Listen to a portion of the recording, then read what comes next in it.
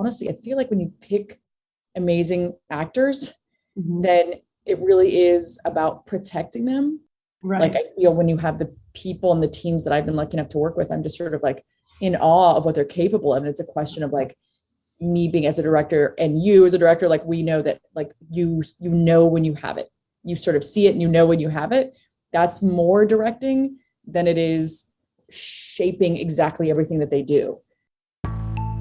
Hello, and welcome back to The Director's Cut, brought to you by the Directors Guild of America. Today's episode takes us behind the scenes of director Gabriela Cowperthwaite's new drama, Our Friend. The film tells the inspiring true story of Matt and Nicole Teague, whose lives are upended after Nicole is diagnosed with terminal cancer. As Matt's duties become increasingly overwhelming, the couple's best friend makes a huge sacrifice to stay with his friends and lend a hand.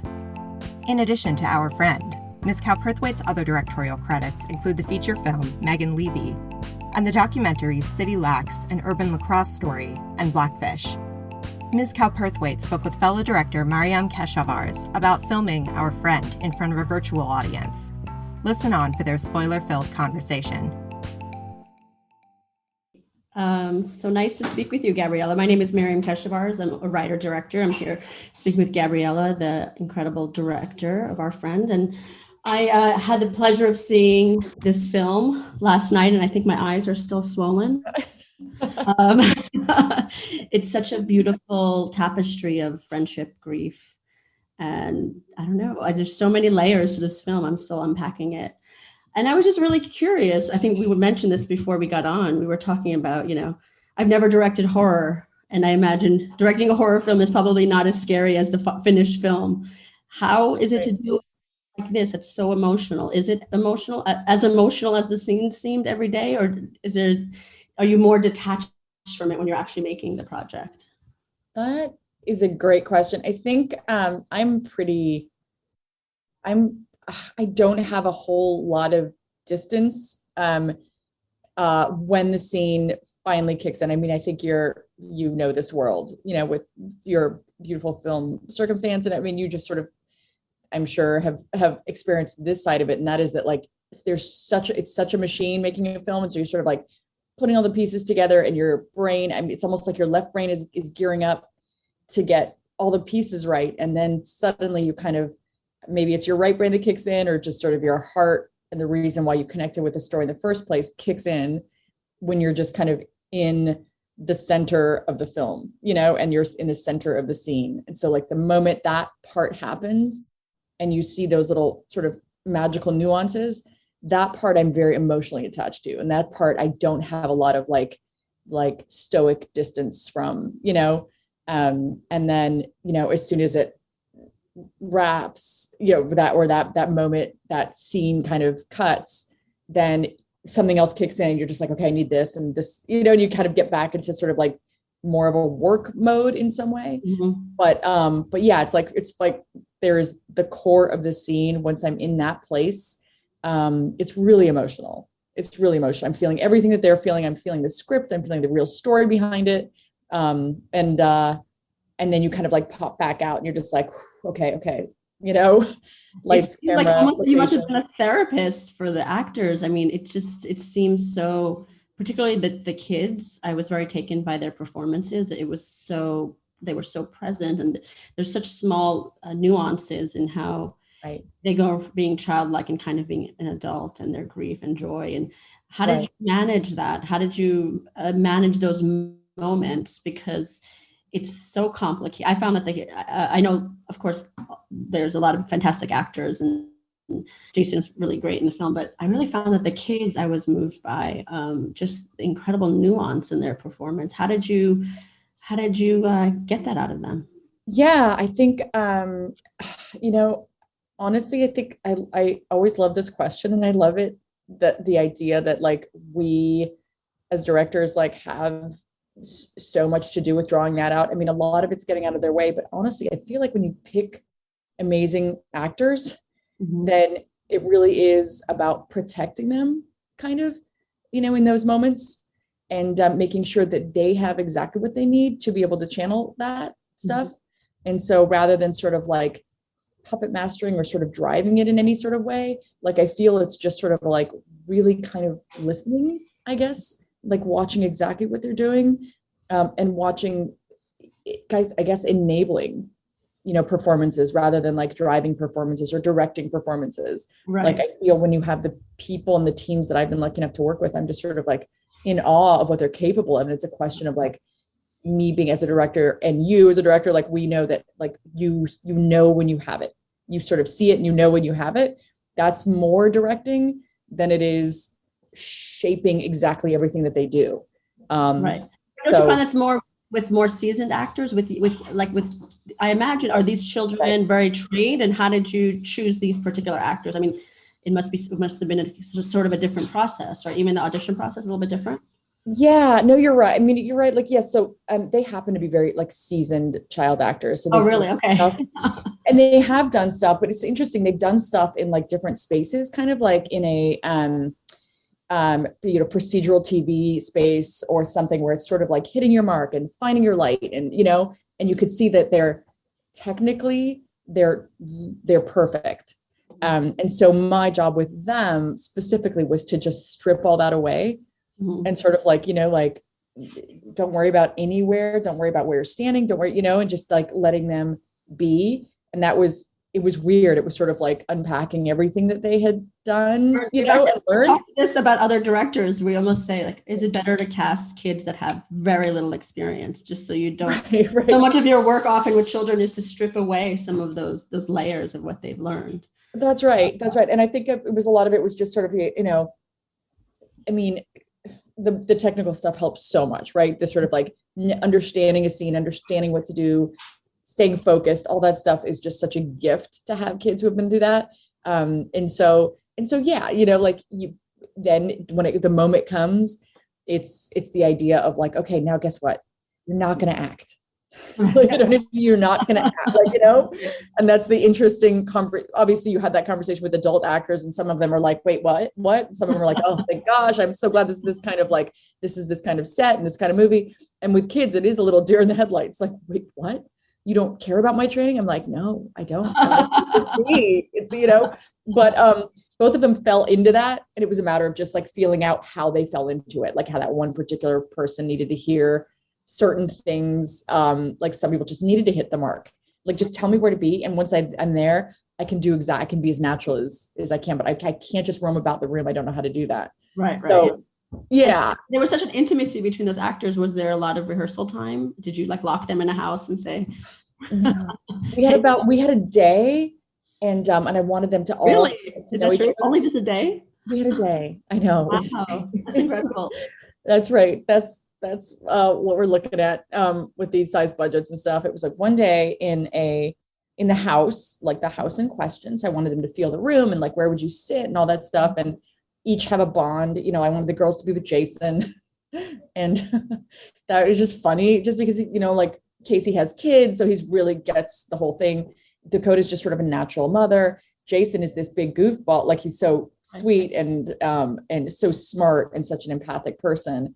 But you kind of just imagine like, he would just like automatically be like, hanging out with the kids and being a kid. But like, there's moments where he was just like, what do you want me to do with them? Like, and then they all sort of like got to know each other.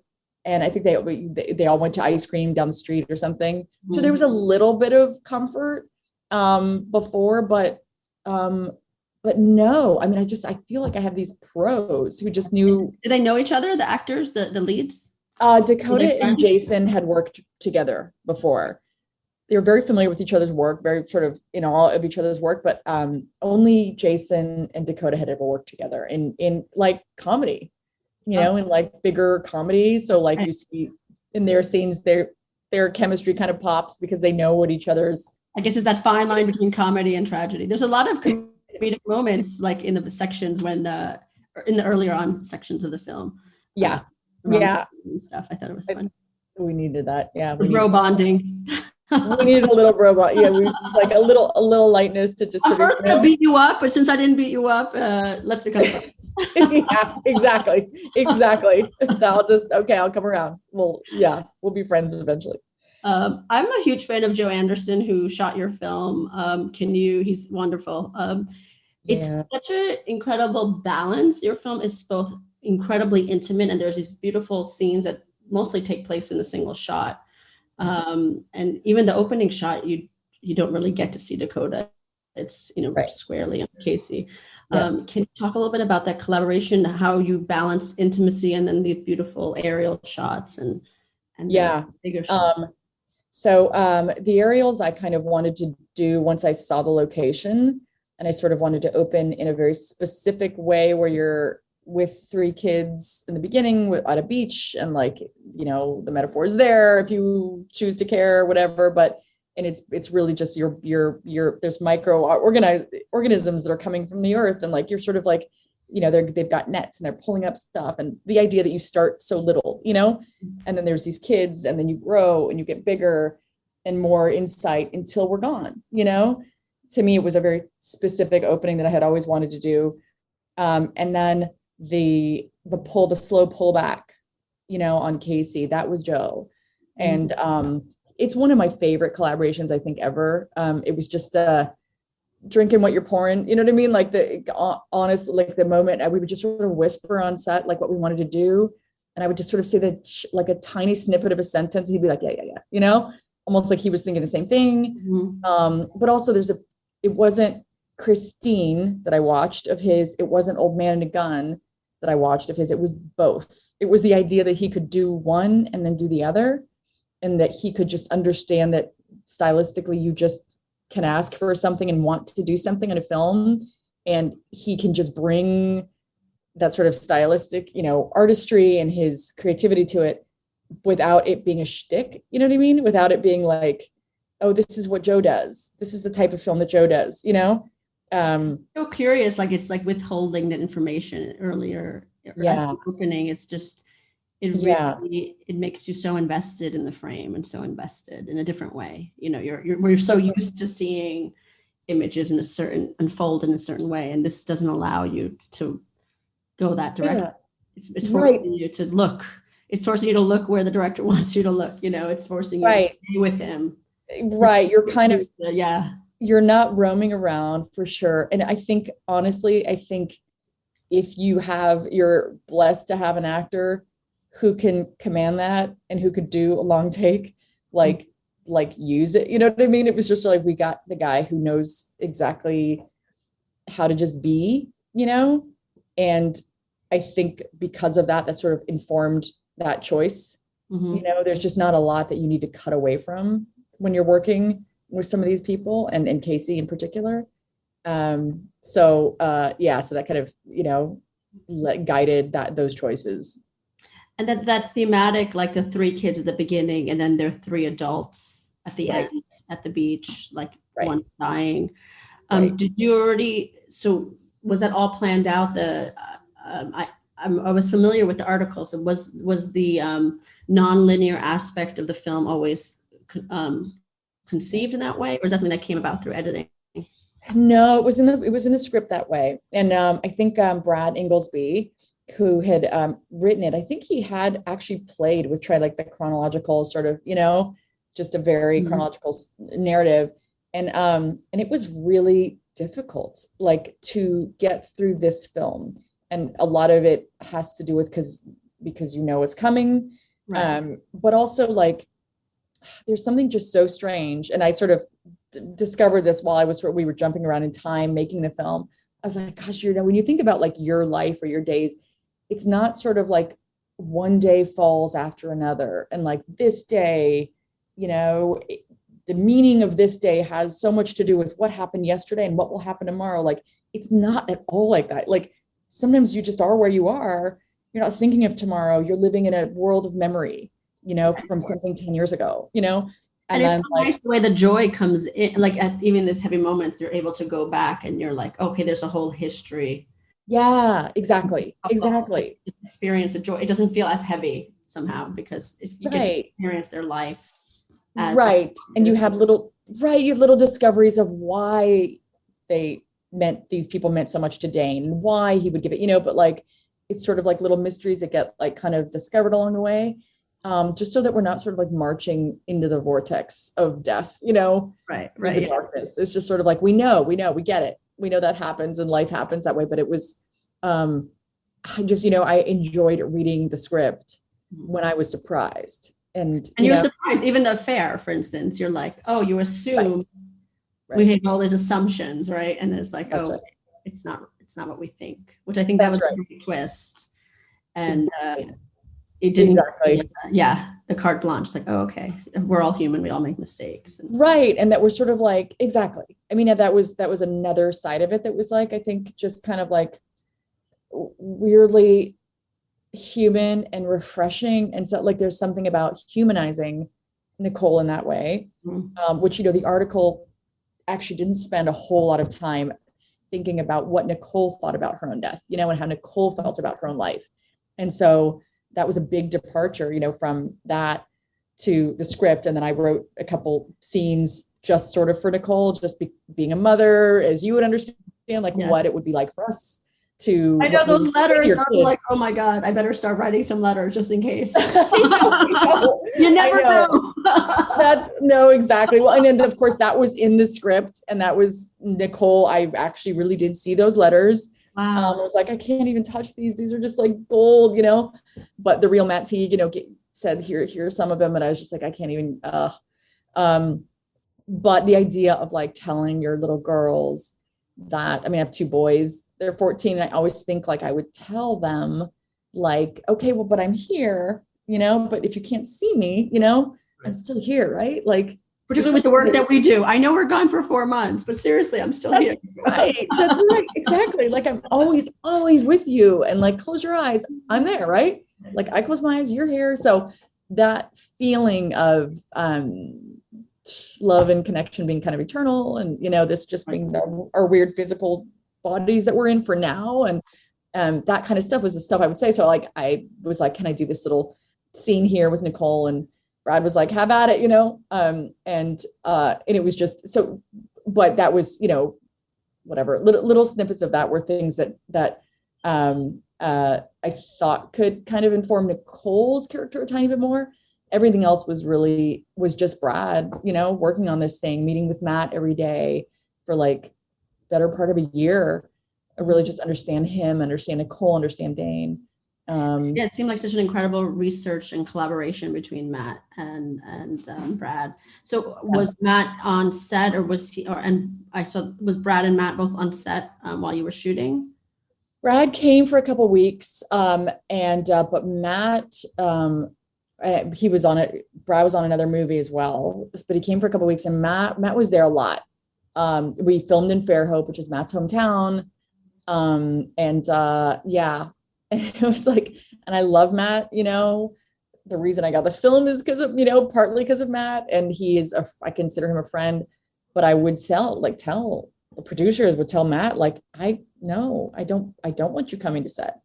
Like, this is, I just have to be honest. It's interesting because it's like, obviously it's based on a true story, but it has its own life, right? It has its own rhythm, and you're not replicating it, and it's not a documentary. Right. So it's sometimes to be truthful by being a little bit further from what actually happened. I think maybe that's so part of it intellectually, but like, honestly, the experience was just that Matt would have been fine. Matt was like fine with me kind of taking the reins, and he's a creative.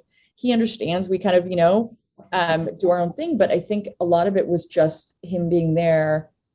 I always tell him that it was like having your dad come to your prom. Yeah. Do you know what I mean? It's just the weirdest thing. I'm always like your dad's there, like, I want you to have fun. I'm not staring at you. Go dance with a boy, like, do whatever. But like, and I love you. I want you to be happy. I'm here serving punch, whatever. But I was like, I cannot, like, that was like, I know you're there. I know you support me, and I know you believe in this. And was that hard for you to ask for, or? Oh, well, I just do. I mean, we just get, your personality changes when you become, like, you're a director and you've got the film, you just say it. You're like, this is, I have to protect this film. I have to be honest. And so like all these things, these niceties that I would have reserved for before, and been just like, of course you can come to, like, it all goes out the window. As soon as I actually start working, I'm like, this is exactly what I need to be able to make this film And he didn't care. I mean, he still came and he was just like stayed out of the way. And I would just be like, oh my gosh, he's like watching the monitors and watching every little thing. I don't know. It's very funny. Yeah. Yeah. So I know you're working on a new film right now. So how is ironic, because your film deals so much with death, and obviously right now thinking about releasing a film like this, considering 500,000 Americans have died and millions have died around the world. Yeah. And just sort of the everydayness of death, right. The mechanics of dying. How do you feel like talking about the film in this? Obviously you made it during a very different time. It sort of resonates so deeply. Yeah. What's going on? It does, doesn't it? It's so strange how much closer our everyday relationship to death has become, and how it was it's unreal. It's almost like we'll get to a point where we look back on this, like we almost can't quite reflect right now on what this all means and like how the world has changed for us. But yeah, I think, cancer was a thing people were experiencing every day and in their own lives, and everybody knows somebody now, in our generation, our parents' generation, you barely knew anybody, who was going through this disease. And now with us, it's multiple people, if it's not you yourself. And so it's, to me, it was already ubiquitous, this specific way of saying goodbye to the world. What I think, and kind of my hope, was that it would just sort of bring solace to everybody in this time, where people are losing people and, not being able to say what a beautiful, being able to hold your wife or take her to the beach, or when Cherry Jones shows up, you're just like, by the way, I love that casting. She came and I just felt like hope right away. That's so funny. God, she's That's here. So funny. Thank God. There's something. She just she just walks in, and that was like brilliant. That really was brilliant casting, because she really is like that. My dad. We had hospice for my dad before he passed and stuff. And there are those people that just bring with them this sort of, I don't know. You feel so calm around them. You feel like hope. Yeah. You can rest for a moment. For a moment. I think that's it in some ways. Like, yes, like the beach scene sort of reminds you it lifts you a little bit. Like, wow, the last thing Nicole saw was just pure beauty and pure love, and like, but there is something about these sort of hospice workers and these people who were like, some of the people who were thankful, to the film were those people, these sort of unsung heroes who, like, it's not only just what they do on the day-to-day basis, it's their understanding of death. And I thought how many people had died like now, and there was just that one nurse that was around. You heard about the nurse holding them, and they would just have the phone call with their family. It's just like these. That's right. I really thought it just reflected so much on these heroes that we have now. That's right, and sort of like this line, and it's so buried in the film, and I kind of wanted it buried just because it's almost too powerful in some ways. But like Casey asks, Casey playing Matt Teague, asks, like, she sort of says, like, go to sleep, like, just go to sleep, like, you're exhausted, you're no use to anyone, including yourself, like, just go to sleep and I've got this, like, I will take care of your wife while you're there. And he was like, but what if she passes during that time? And Faith, played by Cherry Jones, says, wouldn't that be beautiful? But wouldn't that be beautiful? And it just like gave me shivers to like think that, like, it just all the work we do in loving each other is enough.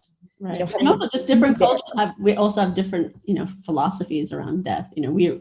Right. Western society, we're avoiding death at every moment. We don't want to know it's there. It doesn't become part of our language and incorporated into our everyday. There's not an honor of death. There's like a complete, like, we're not going to die ever. Like, no, we will die. It's the one thing my grandfather used to always say, you can be sure of. We're all going to die. Bet on this one thing. This eventuality.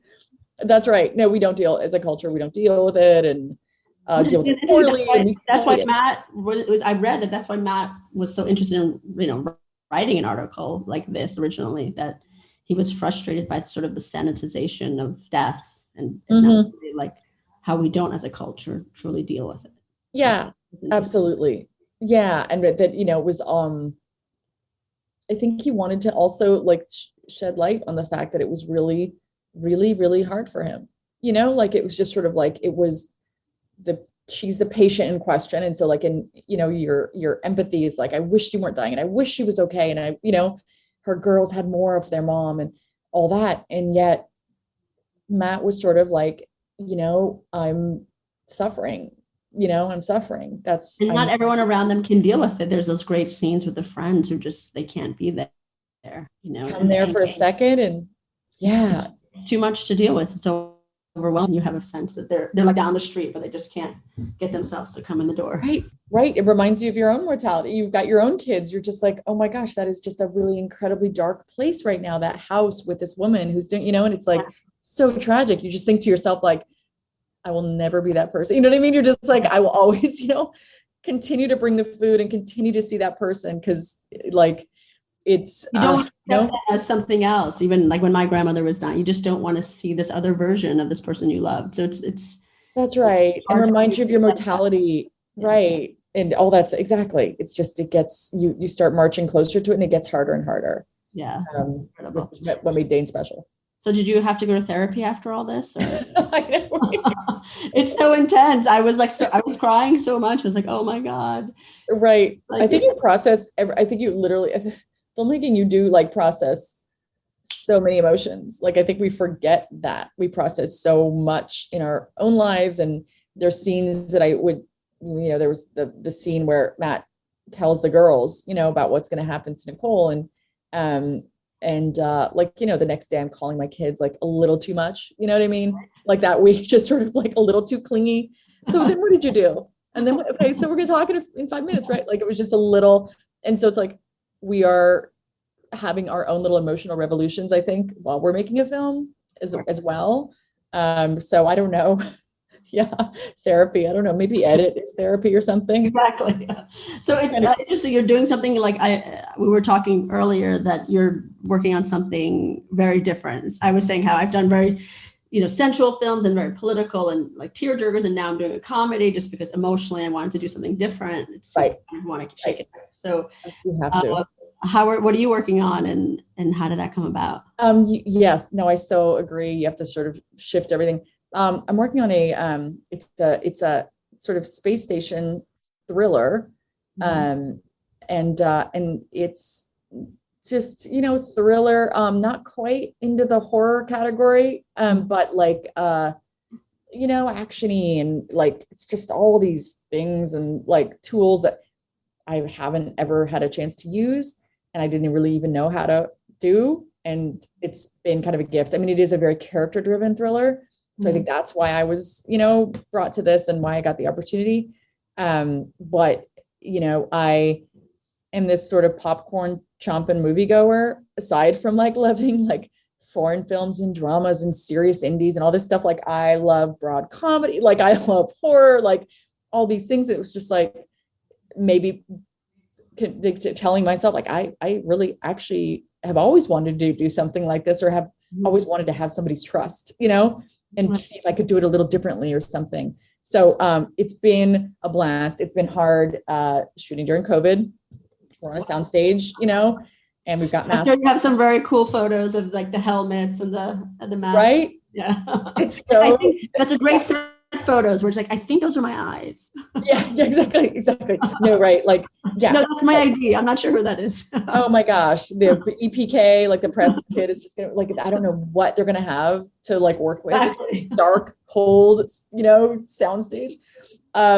Yeah, no, it's totally different. And you got your mask on. Like, so it's a strange experience.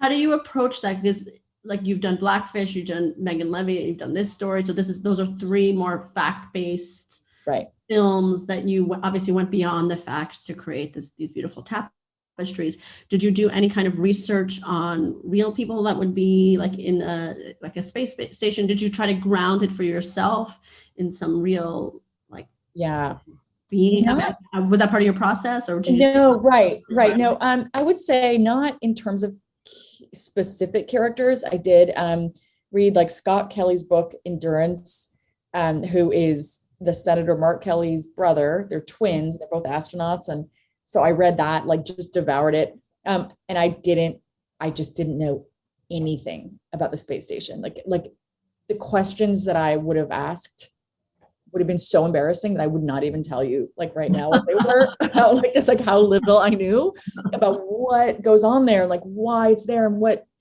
how you live up there, you know, together, and what other countries kind of like you encounter when you're up there. You know, the Russians and the Americans like really just sort of get along very well up there, and that's part of the whole geopolitical reason that it even exists. And so those are the types of things that I just was like, oh my gosh, like how have I not learned about this awesome thing? You know, like there's been to be a strange proliferation of space films in the last 10 years. Why right? It seems it's so many. And I was like, but why do you think it is now? I wonder, and they're all different and they're all compelling, and just wondering what happened that it's. Oh, I think it's two. I think it's two things. I think it's,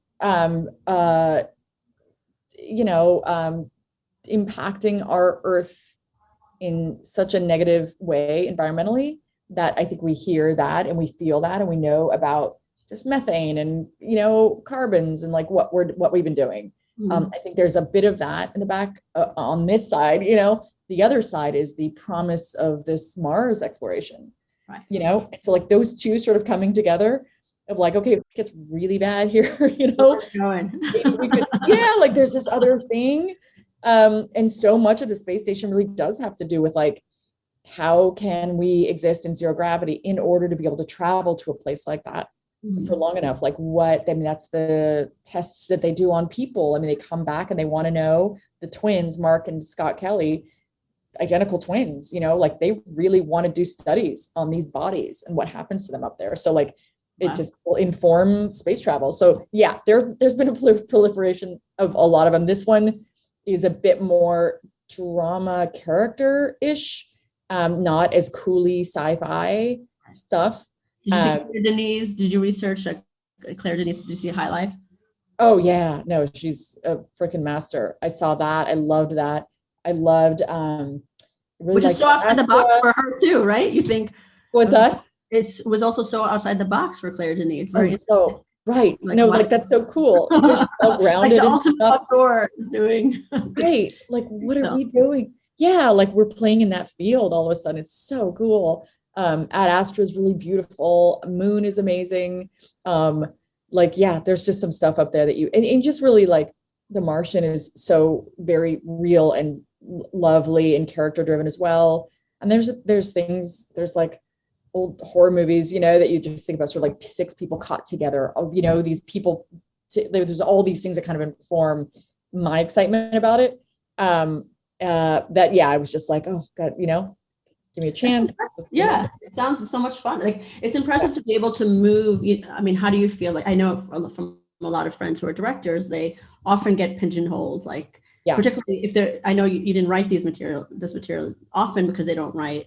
They get pigeonholed. They're only sent certain types of scripts. I mean, I did a comedy and I had to write it myself. Like that's how I knew I would get a comedy.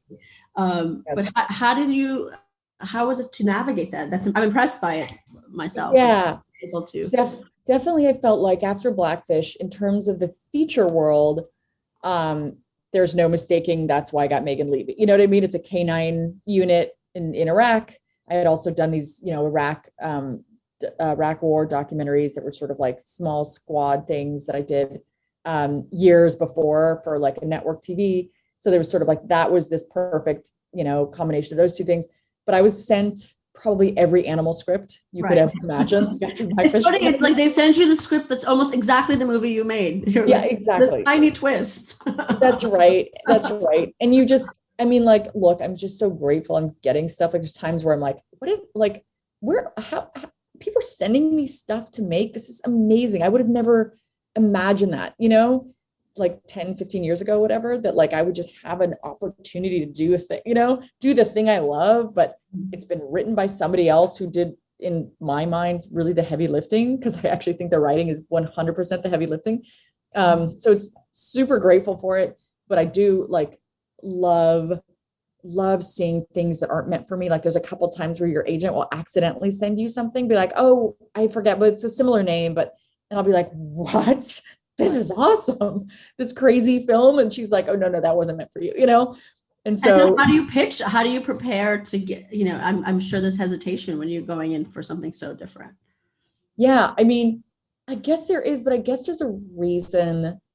There's a few things that if you know that you do them and that they're your thing and that you bring that thing to the genre or to the thing that you're pitching, like, and if it's sort of character-based drama, or it's just like relations or natural realism or whatever, then that is kind of maybe your stamp that you're like, I'll never do a very specific kind of film at that. Like I look at Promising Young Woman and I love that film so much and I love it because it's never something I would do. I wouldn't make those choices visually and stuff like that, which is why I love it. You know what I mean? Because it's just so like fun, that film. Oh my God, it's just not really fun. Oh my gosh, so crazy and amazing. And like, and like that one scene on the bed, I was like, no, please. I had no idea where it was going from there. Oh my gosh. And I was like, okay, well, I probably know what's going to happen. So like, we'll just, watch the rest of this. It's really good. It's been amazing. What a ride. And then it has this twist and you're like, oh my gosh, this is like this brilliant piece of art. So, yeah. So I don't know. You can enjoy things that I love theater so much. I go to the theater when we had theater, imagine that. But I go to the theater all the time because I know it's something I can never do. I can never direct theater. It's such a different medium, but I just enjoy it so intensely. Maybe because I don't analyze it in the same way. Right. No, that's exactly how I feel. I get so excited by people doing things that I'm not sure I could do. Right. Like show me something completely new, and make it unpredictable, So what's the scariest thing you'd like to tackle in the future? Gosh. Do you approach things that you're scared of? Or you're like, okay, let me. Yeah. I mean, probably like maybe straight comedy is so funny. I love it so much. I love it so much. And I have so many friends who do it so well. I don't think I would tackle it. I don't ever want to know how the sausage is made. I want to just like be just entertained by that. And also I don't think I'd be very professional. Like I laugh so much. Like I have this really immature humor and like, I just don't think I would last through some of the stuff that I watch, I'm like, I can't, there's no way I would be able to just like have a straight face as a director and not like just fall in love with the process. And like, we're having so much fun here. Like I might be really unprofessional and like not get the freaking thing, not get the take, I don't know. I just, I'm not sure. I'm not sure about that one. I would love whatever. I would love the opportunity. But it's not something I'm chasing again, because I just think it's just done so perfectly by other people. And I just want to be entertained, right. And how about, you've done some series directing, right? In the documentary space, right. I have, but I haven't done network series or cable or anything like that yet. I would love to do that. I would love to do like one or two episodes of one of the shows that I'm like obsessed with. What's your obsession? What would be your? Gosh, I mean, if you would have if I had been lucky enough to do something like a Game of Thrones, that would have made my life. If I could have been lucky enough to do an episode of I May Destroy You, I thought the series was such perfection that I don't want to change anything about it, but I would have loved to do one of those. And then I love like Dead to Me. And then I love do you know what I mean? Yeah. It's just so good and just perfect tonally. There's so much out there that I would have been like, oh my, or yeah, of course, everybody's like The Wire, Sopranos, of course, the biggies. But then again, they live in a perfect little space in my head that I'm like, you don't want to touch it. Let's touch it. Yeah. 6 Feet Under. That would have made my life. Don't want to touch it. Too perfect. And would you ever think about going back into the documentary space? Oh yeah. I mean, I'm doing it now. I'm always working on a documentary no matter what. So I've got 2 kind of going right now that are, thank goodness, I've got amazing sort of producers and people who are like keeping those the research and the development alive on them while I do this. But it's sort of like a space I can't really leave, ever. You find that they're very, I did a documentary also before I went to doing narrative work. Yeah. How do you find that they inform each other for you?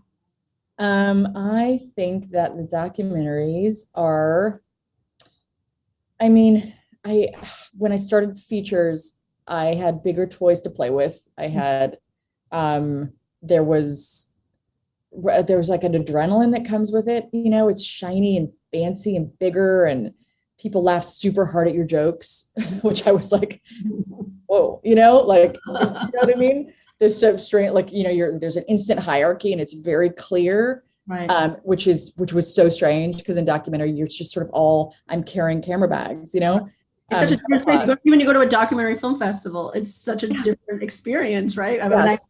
I did a doc, I went to like ITFA, and I went to, what was it, like Full Frame, and it's such a different interaction with the other directors than you do to narrative film spaces. I feel like you've all been through this, like, I mean, the conversations you have with other documentary directors are like how many passports do you have? And like, were you know what I mean? Like, how did you hide that one passport? And like, did they try to sue you?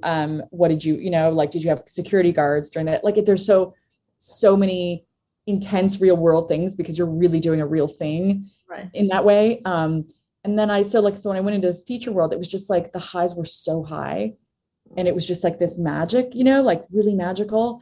But there are definitely moments where you're like, there is a script and everybody knows what they expect from that script, what they expect for that scene to be and how it should play out.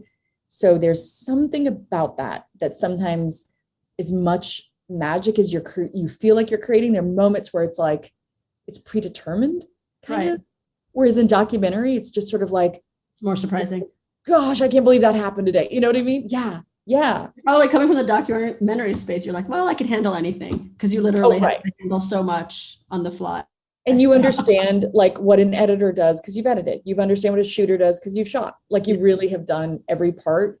And you're not calling. I'm never tapes out of countries. You know how it is. It's like, you know, that's what it is. And you don't call yourself a writer or an editor or a camera person because you have too much respect for those fields. But you have done all those things on documentary because you don't have enough money to spend on people doing them. Right. So it's just I always tell people it's the best way to learn film. Like just like go do it. Just go grab a camera. You know, and tell a story. That's so exciting. I mean, it's such great words for folks out there. And I think it's a great place to leave the conversation. Yes, thank you so much for this. Thank you so much for chatting with me. And again, thank you for sharing the film. It was so beautiful. My eyes are recovered, luckily. and so is yours, by the way. So it's PC Circumstance, everybody. Beautiful, beautiful film. Thank you. And I look forward to seeing your new one. So be well and look forward for those photos with the masks. Thank you so much. All right. Take care. Have a good night. Thanks for listening to another DGA Q&A. If you'd like to hear more, The Director's Cut is available wherever you listen to podcasts. Stay tuned in the coming weeks as we bring you discussions of films from Josh Greenbaum, Nisha Ganatra, and Heidi Ewing. And be sure to subscribe, rate, and review. We'd love to hear your feedback, and you can help fellow film buffs find the show. Thanks again for listening, and we'll see you next time. This podcast is produced by the Directors Guild of America. Music is by Dan Wally.